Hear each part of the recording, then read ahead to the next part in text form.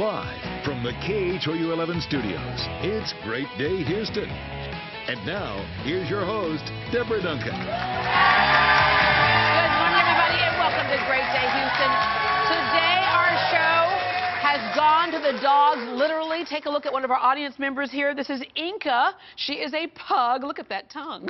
I love that. And she's with Pug Hearts, which is a rescue group for pugs. Okay, there's a reason why our show has gone to the dogs today. This is actually National Train Your Dog Month. My dog Chester does all kinds of tricks, but as soon as the camera comes on, he just freezes, refuses to perform. Okay, well, today we'll help you with doggy behavior problems, also from pet fashions to pet health and just trying to figure out what they're thinking, like this dog named Blaze. He is not a fan of his kennel. Take a look at this.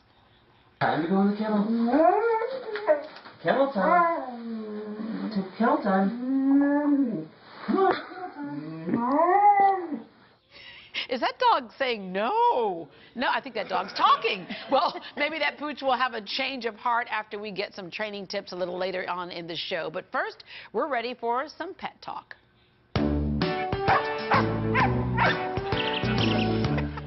Here to tell us what we need to know to keep our pets healthy, please welcome from Southside Place Animal Hospital, Dr. Alice Frei. Hello there. Hi, how are you? Good morning. Good. Let's see. Welcome back from Alaska, and thanks for bringing the cold weather. Because you've been in Alaska for a while. I have. Alaska was really amazing. I went up there in the wintertime where there's absolutely no sun whatsoever. Temperature was minus 40 degrees. Wow. However, in Alaska, everybody's ready for it, from the dogs to the people to the cars. Is that because they're used to that? Because speaking of the dogs, you know, we're going to have that cold front come back in later on this week. And so we get really concerned when things start getting to 40, 30, depending on what your dog is like. So up there, what do they do when it's 40 degrees below zero? The dogs or the people? The people plug in their cars. Yeah, the dogs. The dogs actually are pretty well adjusted. Because the reason why I ask that question is instead of bringing them inside, sometimes they stay outside. They do stay outside. Now, they do have places they can go and tuck themselves in.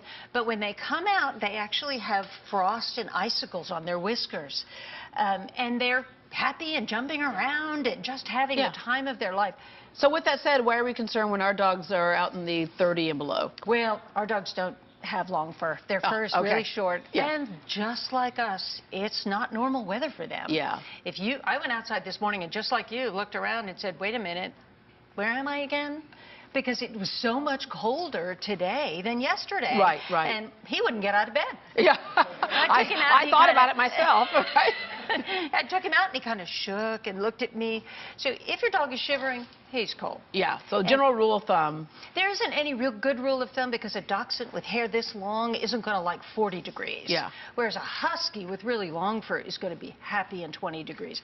My rule of thumb is if it's getting into the mid-30s, bring him in. Yeah. Don't take any chances. This is Houston. They're acclimated to warm weather. Yeah, and they're much like humans. For example, when it gets really cold, sometimes people with arthritis, that kind of kicks up and they're miserable. That's absolutely correct. And that's kind of unfortunate. Also, if they've got heart problems or any other chronic illness, they're much more likely to be uncomfortable in the weather. So be aware of that. Yeah. All right. This is flu season, and I'm going to ask a question that I thought was silly at first. But as you say, there are no silly questions when it comes to your pets. Right. We're similar to animals, but we're not animals. But flu, does flu impact dogs as well? For the longest time, we did not think dogs got the flu. The flu is influenza. So it's not just being sick. It's specifically the influenza virus. And forever we said, oh, no, you don't have to worry about it. Yeah, because there's certain things that humans may get that animals might not, and vice versa. There is a virus, influenza, that affects dogs, but it isn't the same one that affects us. Okay. So you can't pass it back and forth. But your dog can get pretty sick, and there have been some deaths. Just like with human influenza, most of the time you're miserable for a week, and then you're okay. But for some people, especially debilitated, if they get the influenza virus a week or two later, they get an opportunistic infection, and that's when they really get into trouble. Yeah. Good news is we do have a vaccine. Okay. The interesting news is not every dog needs it. I mean, if you have a dog and you live in a high-rise and he pees on a pee-pee pad and he never meets other dogs, he doesn't go to a kennel, he doesn't have very much risk. Yeah.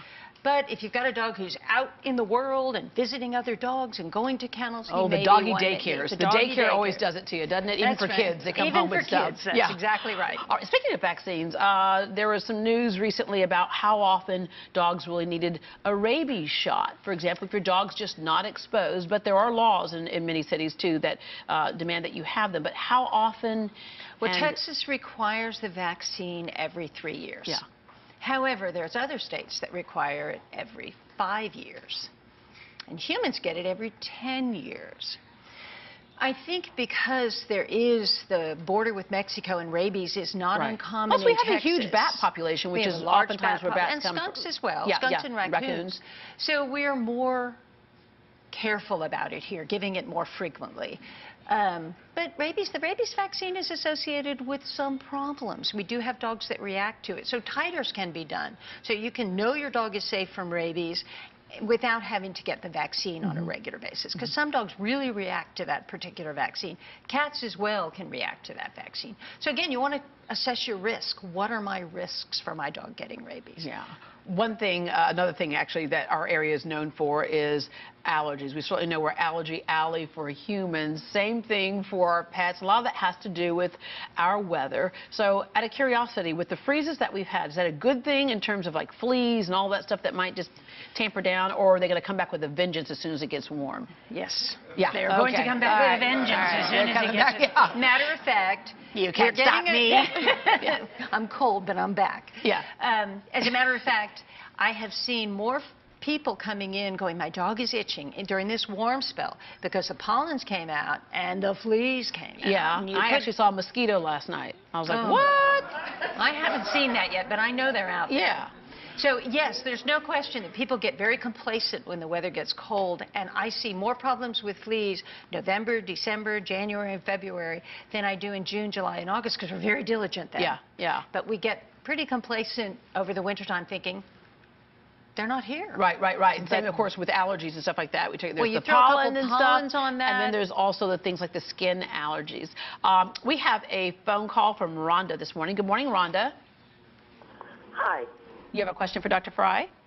Yes, I have 3 rescue dogs, and I had volunteered at a shelter last week. And last week, my weenie dog, he had diarrhea and vomiting, and I gave him rice and 7-Up, and he stopped. About 2 days. Then over the weekend, my 3-pound toy Chihuahua, she got throwing up and diarrhea, so I gave her rice and 7-Up, and she's better yesterday. And now this morning, I woke up, and my Jack Russell has it. Oh. And I'm like, okay, did I bring something in from the shelter? I left my shoes outside. I changed clothes immediately. I washed my hands. I'm not sure why they all 3 got it 3 different times. And yeah, that's not unlike having children. You know, 3 children in the house. You know, when one's over it, the next one gets it, and a whole big.